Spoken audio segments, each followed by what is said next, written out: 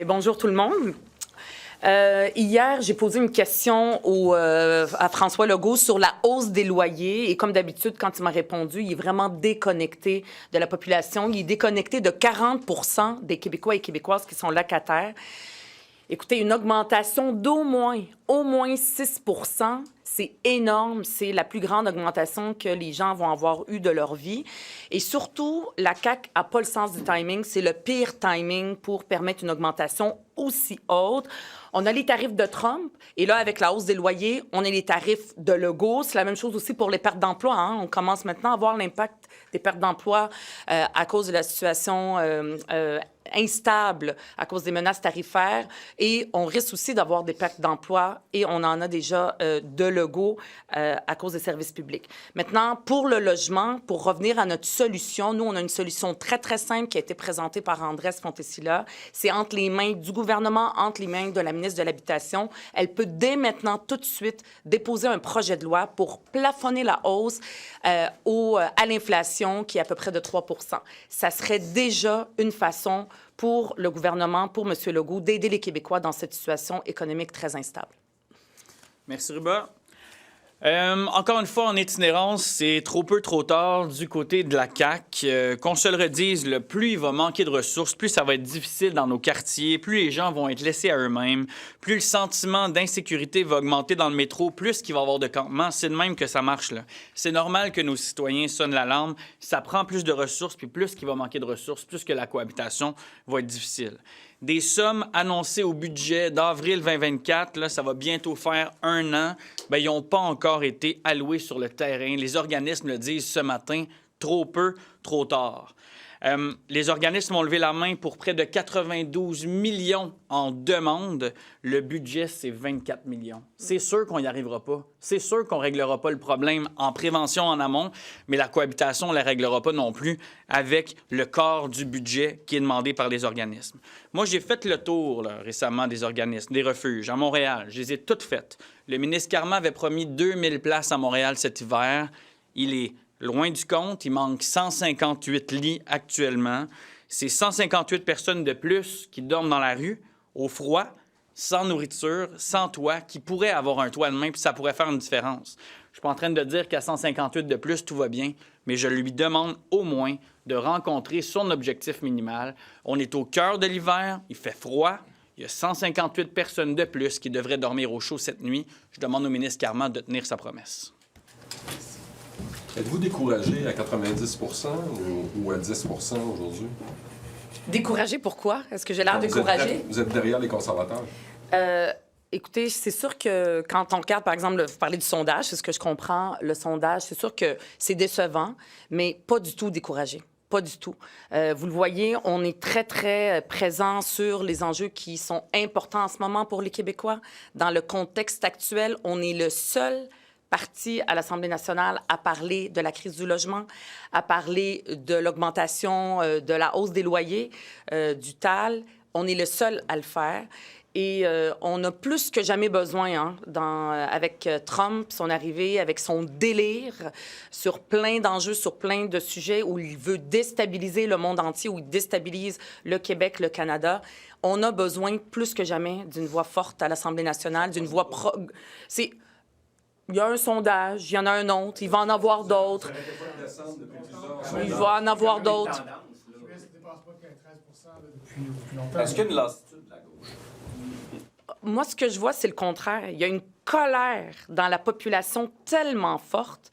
Et on entend aussi les gens qui soient, tu sais, peu importe, des fois, les gens, ils se définissent pas à gauche, à droite, qui disent, on a ici des services publics, on a des valeurs québécoises, par exemple, de protéger l'égalité entre les femmes et les hommes, protéger l'environnement. On est des amoureux de notre territoire. C'est pas le temps de laisser tomber ce qu'on a. Il faut aussi qu'on soit fiers de qui on est. Les gens veulent boycotter les produits américains.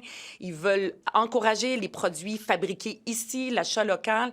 Donc, on a plus que jamais besoin d'une voix forte comme la voix de Québec solidaire à l'Assemblée nationale, parce que tout le monde vire un petit peu à droite, vont vers des valeurs plus conservatrices. Et à Québec solidaire, on tient à qui on est. Et le vrai sondage, je vais vous le dire, là, c'est, moi, j'y crois très, très, très fortement.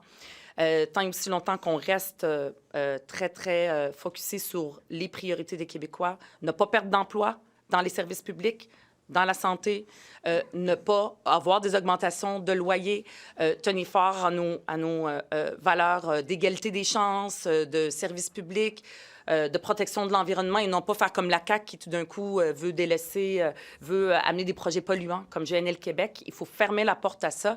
Il faut qu'on se tienne fort. Il faut qu'on soit ferme face à la menace de Trump et à ses tendances de droite.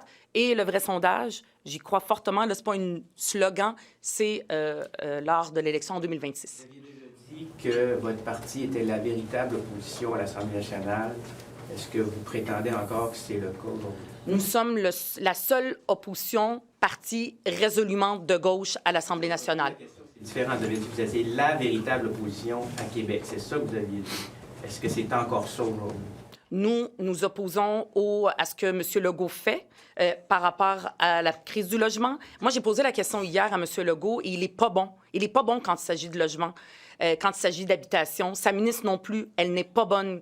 C'est le gouvernement le plus incompétent en matière de crise du logement. Et ça, c'est pas quelques personnes là, au Québec, c'est 40 de la population. Nous sommes la seule opposition à en parler. Nous sommes la véritable opposition sur la crise du logement et sur plein d'enjeux.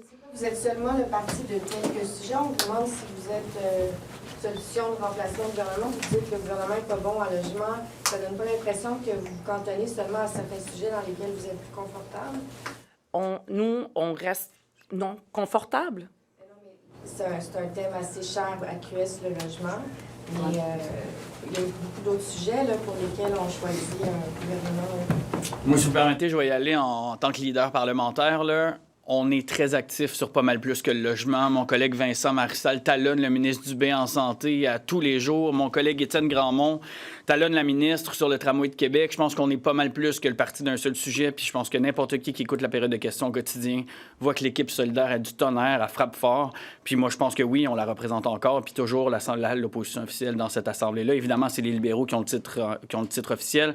Mais quand on regarde la PDQ, quand on regarde les ministres caquistes nous répondre, pour moi, c'est assez clair qu'il y a un parti qui attend avec plus d'inquiétude qu'un autre, puis c'est Québec solidaire. Le ministre de la Santé, Christian Dubé, a demandé à Santé Québec de revoir la tarification des chambres dans les hôpitaux, les chambres privées, semi-privées, dans le but de les abolir. L'idée étant que si vous voulez avoir une chambre semi-privée ou privée à l'hôpital, il faut payer des tarifs quotidiens, alors que dans les nouveaux hôpitaux comme le CUSUM, le CHUM, etc., les hôpitaux qu'on construit maintenant, ce sont toutes des chambres privées pour éviter la contagion de différentes maladies infectieuses. Alors, est-ce que c'est une bonne idée de demander justement d'abolir les tarifs des chambres? Bien, écoutez, sur le spécifique de cette proposition-là, je veux quand même dire que Vincent Marissal va commenter un petit peu plus tard. Ce qui est certain, c'est de payer pour une chambre à l'hôpital. Pour moi, ça n'a pas de sens, là. Je veux dire, on ne devrait jamais avoir à payer pour des soins hospitaliers à la base. Là. Le combat du privé en santé, on le mène depuis longtemps, puis on a été très clair à l'effet que c'est pas Santé Québec qui allait nous améliorer le cas. Maintenant, les coupes en santé font très mal dans le dossier au complet. Puis j'entendais aussi ce matin, puis Vincent viendra aussi, sur les médecins qui dénoncent les compressions qui touchent le matériel médical. Fait que, écoutez-moi, tout ce qui va faire en sorte que les gens ne paieront pas deux fois, là, avec la carte de crédit d'un bord puis la carte RAMQ puis leurs impôts de l'autre bord, moi, je vais l'accueillir favorablement. Mais pour les spécifiques du dossier, là, je vous réfère quand même à mon collègue Vincent. 7,8 millions de dollars sur un budget de 40 milliards, là, c'est pas énorme, là. Bien, comme je redis, les Québécois et les Québécoises ne devraient pas avoir, puis on ne commencera pas à faire une différence de qui c'est qui peut se payer une chambre privée. Je veux dire, on ne devrait pas avoir jamais à se poser cette question-là. Qui c'est qui a les moyens d'avoir sa chambre tout seul, puis avoir justement moins de risque d'éclosion, puis qui c'est qui, lui, même malheureusement, son portefeuille ne le permet pas. C'est pas de même que ça marche, le système public universel au Québec. Puis les gens, effectivement, ne devraient jamais avoir à payer pour une chambre en hôpital. Pour finir sur la santé, vous avez parlé des médecins là, qui ont signé une lettre avec des bris de matériel chez Cour en pleine en pleine opération, des radiologistes, oncologues qui ont de la difficulté à faire le suivi de leurs patients parce qu'on a coupé dans l'administratif. Comment vous réagissez à ces révélations ce matin, que ce soit des médecins qui prennent la plume pour dénoncer ça? Bien, en fait, on est d'accord avec ce qu'ils disent. C'est-à-dire que les médecins, ce qu'ils disent, c'est que ce genre de coupure-là, ce genre de matériel, par exemple, qui brise, ça finit par avoir un impact sur les services aux citoyens. Donc, c'est pas vrai ce que M. Dubé nous dit, qu'on va faire des coupures, puis on va essayer le moins possible d'avoir des impacts sur les services aux patients. Ça finit par avoir un impact. Donc, oui, on est d'accord. Ça nous montre que l'incapacité du gouvernement là, qui veut faire des coupures, bien, ça va avoir un impact sur les services aux patients. Et on est d'accord avec la charge qui a été lancée aujourd'hui par les médecins. Vous qualifiez comment, vous, de la situation actuellement, la lecture de ça dans le réseau? Bien, c'est un échec total et totalement catastrophique. La santé, tu sais, on parle beaucoup des tarifs en ce moment, mais la santé, ça reste une préoccupation extrêmement importante des Québécois et Québécoises. Et c'est pas le temps de couper. C'est pas le temps de couper des postes, que des gens, surtout des femmes, perdent des emplois dans le secteur de la santé, comme on l'a vu. Ça, il faut arrêter ça. M. Legault ne s'est pas engagé à le faire. Il ne faut pas non plus lésiner et avec des compressions, puis pour l'austérité, puis pour réduire le déficit sur le matériel, sur tout ce qui est nécessaire pour donner des services de qualité à la population. M. Dubé est en train d'empirer la situation. Il continue la réforme, la mauvaise réforme de Barrette qu'il avait commencée. Et ça, c'est pas une bonne nouvelle pour les patients. J'ai la question sur le sondage parce que l'option de la souveraineté recule, puis pas à peu près, c'est à 29 %. C'est le pire score dans les intentions de sondage dans les 5 dernières années. Comment interprétez-vous ça? Il y a une crise en ce moment. Je veux dire, même, on l'a vu, il y a eu une montée du Parti libéral du Canada à cause de la crise. C'est difficile. Tu sais, en ce moment, les gens, ils se concentrent sur des préoccupations très, très concrètes maintenant. Nous, ce qui est important face à la crise qu'on a à cause de M. Trump, c'est de rester fidèle à qui on est, à nos valeurs. À Québec solidaire, on est indépendantiste. Je suis indépendantiste. Moi, je crois que les seuls qui peuvent défendre les intérêts du Québec, c'est les Québécois. Ce ne sera pas Daniel Smith qui veut envoyer son pétrole sale, passer ici et saccager notre environnement au Québec. C'est pas le temps de baisser les bras puis Dans 2 ans, si vous prenez le pouvoir au Parti québécois, est-ce qu'on peut tenir un référendum face à Trump, face à l'instabilité mondiale? Nous, à Québec solidaire, si on prend le pouvoir en 2026, c'est très clair depuis notre fondation à chacune des campagnes électorales. Ce qu'on va faire, c'est une assemblée constituante pour que toute la population puisse parler de ce projet d'une constitution pour un pays. Donc ça, on reste ferme là-dessus, qu'il y ait une crise ou pas. C'est pas le temps de baisser les bras puis de reculer sur des avancées. Je rappelle, je reviens sur la question de l'environnement. La semaine passée, le gouvernement a refusé d'appuyer une motion de Québec solidaire qui dit qu'on ne doit pas faire des reculs sur nos objectifs environnementaux. Là, on parle de la crise de Trump, mais la crise écologique n'est pas terminée. Quand on va avoir des feux de forêt, quand on va avoir d'autres inondations, quand on va avoir des catastrophes écologiques, là, tout d'un coup, on va vouloir bouleverser la population, la situation, puis dire il va falloir mettre en place des mesures pour l'environnement. Qui serait avalé tout de suite. Là, je veux dire, on n'est même pas le Groenland, on se fait annexer demain matin. C'est pas clair que c'est ce qui va arriver. M. Trump, il dit des délires, il dit des énormités.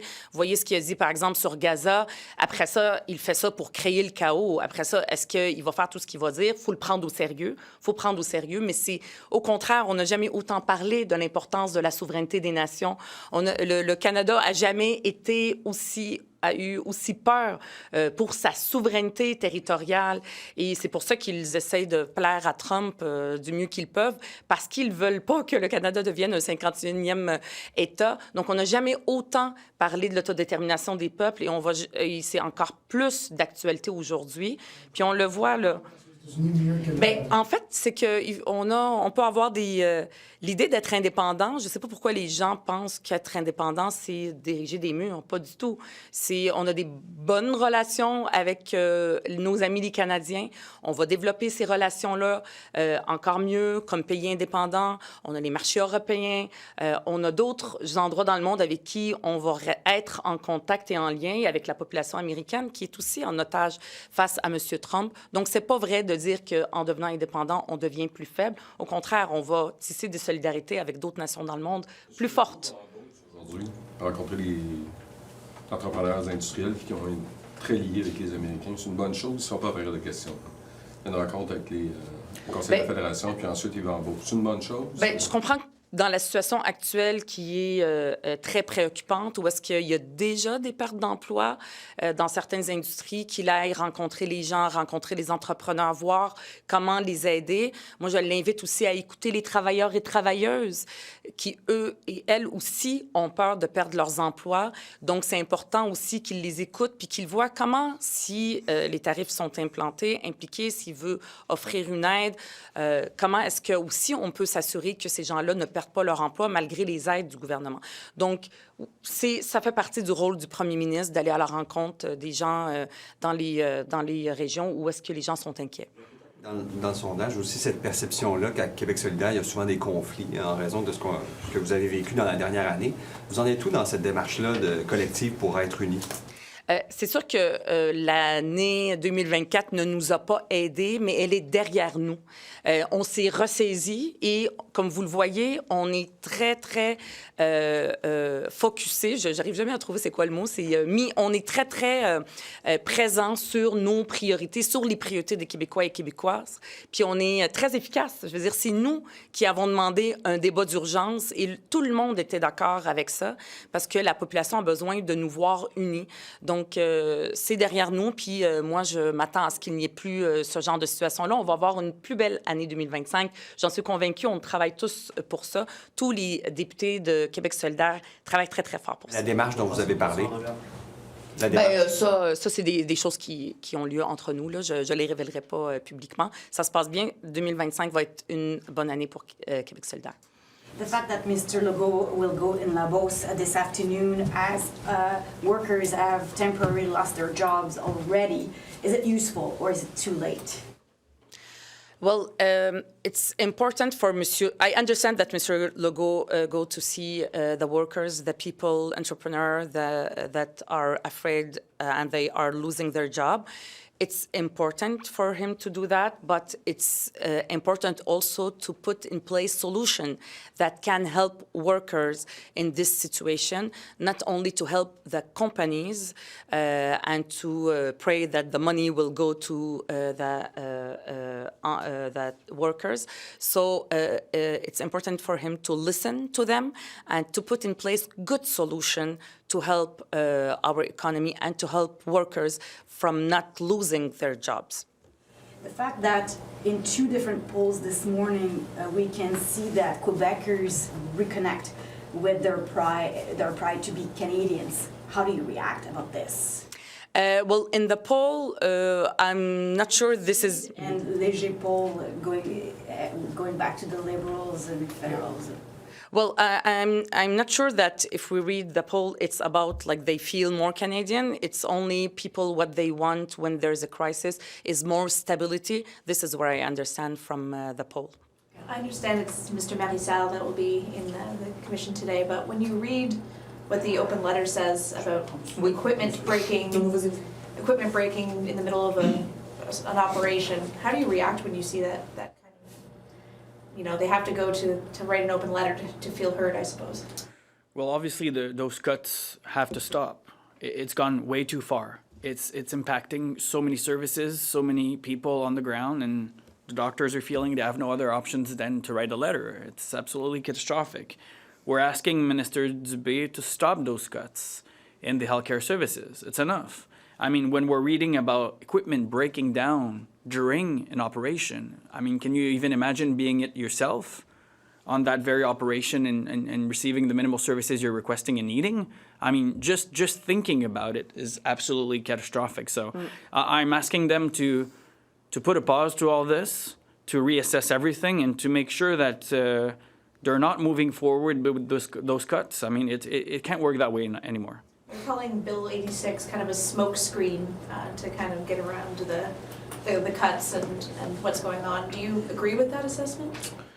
I mean, everything that's going to help bringing more doctors within the public service and less within the private sector is something that will be welcomed. However, That's not how we're going to fix our system. That's not how we're going to stop the minister from providing more permits to specialized private clinics. So for sure, I mean, the intent is positive towards keeping more new doctors within the system, within the public system. However, let's rest assured that this is not where this all stops. This is, let's call it, measure 0.1 of a very long and detailed plan to fix our public service.